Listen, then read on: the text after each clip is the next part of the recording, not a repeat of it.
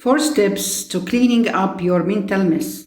When you follow these self-awareness steps, your emotional signal will change as you observe your feelings rather than getting swept up by them. Depression, anxiety, frustration, irritation, and anger are not illnesses. Those emotions aren't who you are. They are warning signals and messages. So when the messy mind strikes, don't panic. According to neuroscientist Dr. Caroline Leaf, you can use your wise mind to navigate the messy healthily with these 4 simple steps. Identify which emotions you are experiencing and for now embrace them. Second one, observe how those emotions are affecting your behavior. Third step, identify how they are affecting your body.